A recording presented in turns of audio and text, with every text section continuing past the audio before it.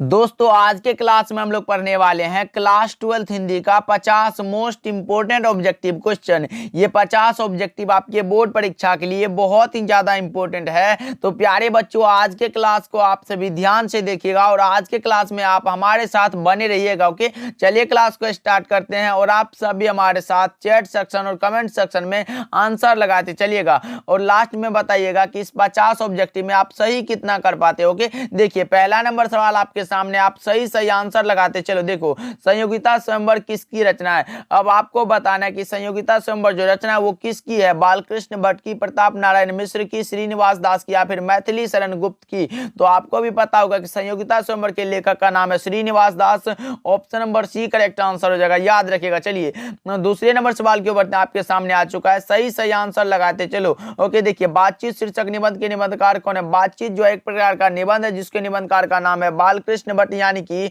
2 का C is the correct answer, याद रखिएगा। चलिए तीसरे नंबर सवाल के ऊपर आपके सामने है, सही सही आंसर लगाते चलो। चंद्रदत्त शर्मा गुलेरी किसके अभिभावक बनकर मेयो कॉलेज अजमेर में आए? अब लगाओ सही जवाब क्या होगा। चंद्रदत्त शर्मा गुलेरी किसके अभिभावक बनकर मेयो कॉलेज अजमेर में आए थे? तो यह आए थे खेतरी के नाबालिग राजा जयसिंह के। Option number C correct answer हो जाएगा, याद रखिएगा आपसे। ओके, चलिए फोर्थ नंबर सवाल को देखते हैं आपके सामने है, सही जवाब लगाओ क्या होगा। भारतीय सिपाहियों का किसके साथ संघर्ष हुआ था? भारतीय सिपाहियों का जो संघर्ष हुआ था वो हुआ था जर्मनी के साथ, यानी कि 4 का D is the correct answer, याद रखिएगा। चलिए पांचवें नंबर सवाल के ऊपर आपके सामने है, जड़ शब्द का विलोम क्या है? जड़ का विलोम पूछा गया भाई, जड़ का विलोम लगाओ तो सही जवाब क्या होगा। तो 5 का सही जवाब हो जाएगा चेतन।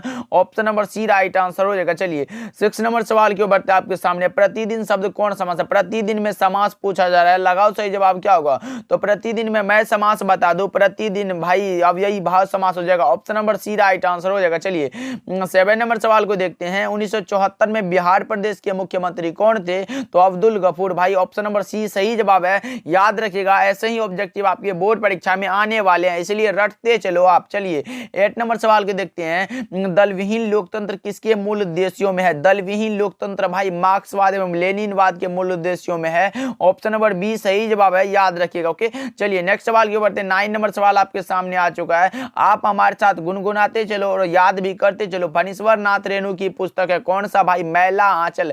ऑप्शन डी सही जवाब है, 9 का D is the correct answer. Okay, चलिए 10 नंबर सवाल को देखते हैं, अर्धनारीश्वर पाठ के लेखक कौन है? अर्धनारीश्वर भाई निबंध के निबंधकार का नाम है रामधारी सिंह दिनकर, कौन सा?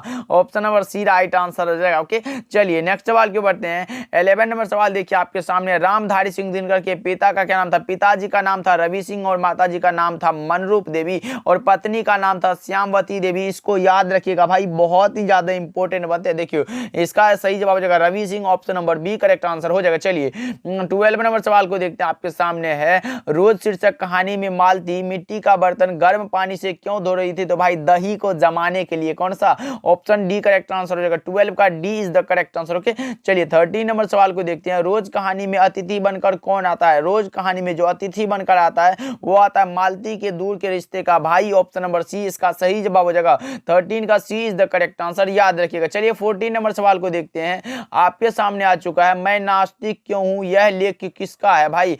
अब लगाते चलो सही सही आंसर क्या होगा। तो मैं बता दूं यह लेख है भगत सिंह का, ऑप्शन नंबर ए सही जवाब, 14 का A is the correct answer. Okay, चलिए 15 नंबर सवाल को देखते हैं आपके सामने, कुलबीर सिंह और कुलतार सिंह भगत सिंह के भाई थे, आपको भी पता होगा। ऑप्शन नंबर सी सही जवाब है, 15 का C is the correct answer. 16 नंबर सवाल को देखते हैं आपके सामने है, वैशाली महोत्सव का बीजारोपण किसने किया था? तो यह किया था जगदीश चंद्र माथुर ने। ऑप्शन बी सही जवाब हो जाएगा, ओ सदानीरा का लेखक का नाम है जगदीश चंद्र माथुर, याद रखिएगा। 17 नंबर सवाल को देखते हैं, राजा हरि सिंह देव को किसका मुकाबला करना पड़ा था? तो यह करना पड़ा था गयासुद्दीन तुगलक का, जो कि ऑप्शन नंबर ए में दिया गया है, राइट आंसर होगा 17 का A is the correct answer. Okay, चलिए 18 नंबर सवाल को देखते हैं आपके सामने, ज्ञात शब्द का विलोम क्या? ज्ञात का विलोम अज्ञात होता है भाई, अज्ञात। ऑप्शन नंबर बी सही जवाब है, 18 का B is the correct answer, याद रखिएगा। 19 नंबर सवाल देखते हैं क्या कह रहा है, मोहन राकेश किस आंदोलन के प्रमुख हस्ताक्षर थे? तो यह थे भाई कौन सा? नई कहानी आंदोलन के। Option number A correct answer हो जाएगा, 19 का A is the correct answer. Okay, चलिए 20 नंबर सवाल को देखते हैं आपके सामने है, कौन सी कृति मोहन राकेश की नहीं है? निम्नलिखित में कौन सी रचना है जो मोहन राकेश की नहीं है? तो ये इतिहास और आलोचना इसकी रचना नहीं है। Option number C right answer हो जाएगा। 21 नंबर सवाल को देखते हैं, आपके सामने आ चुका है, लगाओ सही जवाब क्या होगा। निम्नलिखित में प्रलय की छाया के कवि कौन है? प्रलय की छाया के कवि माने जाते हैं कौन भाई? तो माने जाते हैं Jaishankar Prasad. Option number D right answer हो जाएगा। ओके, चलिए 22 नंबर सवाल देखिए आपके सामने आ चुका है, कविता के नए प्रतिमान किसकी रचना है? कविता के नए प्रतिमान जो है नामवर सिंह की रचना है, जिसको कि साहित्य अकादमी का पुरस्कार दिया गया था कविता के नए प्रतिमान पर, कब? 1971 ईस्वी में, याद रखिएगा। चलिए 23 नंबर सवाल देखिए आपके सामने आ चुका है, लिरिक का पर्याय क्या है? लिरिक का पर्याय जो हो जाएगा वो हो जाएगा प्रगीत। कहाँ है भाई? ऑप्शन नंबर ए में दिया गया है। 23 का इज द करेक्ट आंसर। चलिए 24 नंबर सवाल के ऊपर आपके सामने आ चुका है, लगाते चलो सही आंसर क्या होगा? नाटक के क्षेत्र में जयशंकर प्रसाद के बाद की सबसे बड़ी प्रतिभा कौन माने जाते हैं? नाटक के क्षेत्र में जयशंकर प्रसाद के बाद जो है सबसे बड़ी प्रतिभा कौन माने जाते हैं? तो ये माने जाते हैं कौन? Mohan Rakesh. Option number D correct answer हो जाएगा। 25 नंबर सवाल को देखते हैं आपके सामने है, दलित साहित्य का सौंदर्य शास्त्र, दलित साहित्य सौंदर्य शास्त्र की रचनाकार हैं ओम प्रकाश वाल्मीकि। भाई दलित का नाम जहां भी आए ओम प्रकाश वाल्मीकि, लगाओ एकदम आंख बंद करके। 26 नंबर सवाल को देखते हैं, 1995 में परिवेश सम्मान किसे प्राप्त हुआ था? तो ओम प्रकाश वाल्मीकि को, अभी तो मैंने बताया। ऑप्शन डी राइट आंसर हो जाएगा। चलिए 27 नंबर सवाल के ऊपर आपके सामने आ चुका है, अब और नहीं वाल्मीकि की कैसी कृति है?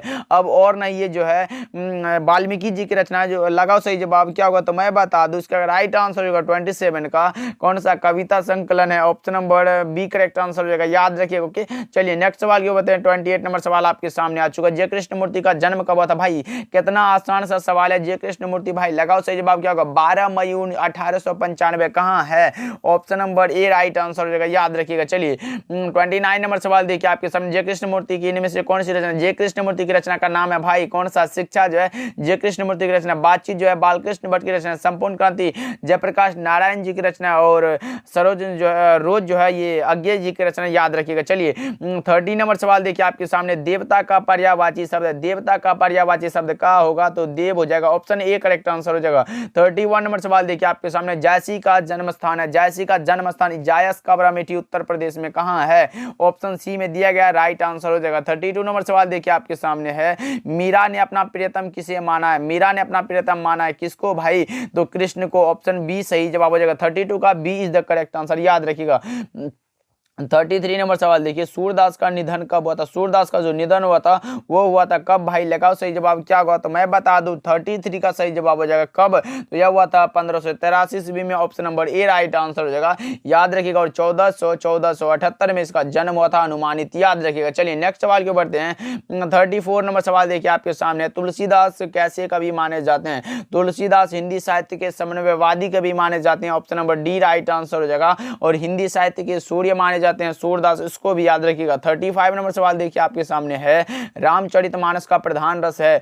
रामचरितमानस का प्रधान रस कौन सा है भाई? लगाओ सही जवाब क्या होगा? 35 का।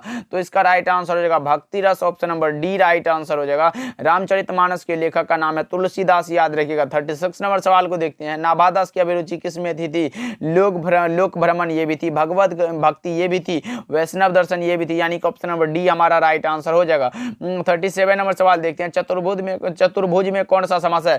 बहुव्रीहि या फिर द्विगु, दोनों में से कोई भी एक रहेगा। ऑप्शन में लगा देना बहुव्रीहि, option number B right answer हो जाएगा। अगर बहुव्रीहि नहीं रहता द्विगु रहता तो वो भी लगा देते, सही हो जाता। 38 नंबर सवाल देखते हैं आपके सामने है, भूषण का निधन कब हुआ था? भूषण का निधन हुआ था 1715 में और जन्म हुआ था 1613 में, याद रखिए। ओके, चलिए 39 नंबर सवाल देखते हैं आपके सामने, जयशंकर प्रसाद का जन्म स्थान है। जयशंकर प्रसाद का जन्म स्थान कहाँ है भाई? 39 का सही जवाब लगाओ तो इसका करेक्ट आंसर होगा वाराणसी में। ऑप्शन नंबर ए राइट आंसर हो जाएगा। चलिए 40 नंबर सवाल को देखते हैं, प्रतिध्वनि कथा संग्रह के लेखक कौन है? प्रतिध्वनि भाई लगाओ सही जवाब क्या होगा? तो इसका राइट आंसर हो जाएगा कौन है? तो Jaishankar Prasad. Option number B right answer हो जाएगा। चलिए 41 नंबर सवाल को देखते हैं, निम्नलिखित में सुभद्रा कुमारी चौहान की कौन सी रचना? सुभद्रा कुमारी चौहान की रचना का नाम है कौन सा भाई? मुकुल ये भी है, त्रिधारा ये भी है, बिखरे मोती है, इसलिए ऑप्शन नंबर डी लगा लो। 41 का D is the correct answer. 42 number सवाल देखते हैं आपके सामने है, क्राफ्टविट गर्ल्स स्कूल से सुभद्रा कुमारी चौहान की प्रिय मित्र कौन थी? महादेवी वर्मा कहाँ है? ऑप्शन नंबर ए में दिया गया 42 का A is the correct answer, याद रखिएगा। चलिए 43 नंबर सवाल देखिए आपके सामने है, शमशेर बहादुर सिंह का निधन कब हुआ था? शमशेर बहादुर सिंह का जो निधन हुआ था वो कब हुआ था? 43 का सही जवाब आप लगाओ 1993 ईस्वी में। कब? 1993 में। ऑप्शन नंबर कहाँ है? ऑप्शन नंबर डी में दिया गया राइट आंसर जगह। और जन्म हुआ था 13 जनवरी 1911 को, याद रखिएगा इसको भी। चलिए 44 नंबर सवाल को देखते हैं आपके सामने है, दाने दाने को तरसना मुहावरे का अर्थ है दाने दाने को तरसना यानी कि भूखमरी की स्थिति। ऑप्शन ए करेक्ट आंसर हो जाएगा। 45 नंबर सवाल देखिए आपके सामने है, मुक्तिबोध किस सप्तक के कवि थे? मुक्तिबोध भाई किस सप्तक के कवि माने जाते हैं? 45 का सही जवाब हो जाएगा तार सप्तक के। ऑप्शन नंबर ए राइट आंसर हो जाएगा। तार सप्तक के लेखक का नाम है कौन है भाई? अज्ञेय जी हैं, याद रखिएगा। चलिए 46 नंबर सवाल देखते हैं आपके सामने, मुक्तिबोध ने किसका संपादन किया? मुक्तिबोध ने किसका संपादन किया? तो नया खून पत्रिका का। भाई लगा लो option number B right answer हो जाएगा। कब किया था? तो 1956 ईस्वी में।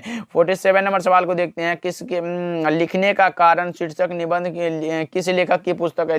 लेखक की रचना है। लगाओ लिखने का कारण जो शीर्षक निबंध है किस लेखक की रचना? 47 का सही जवाब हो जाएगा रघुवीर सहाय। कहाँ है? ऑप्शन नंबर डी में दिया गया राइट आंसर हो जाएगा।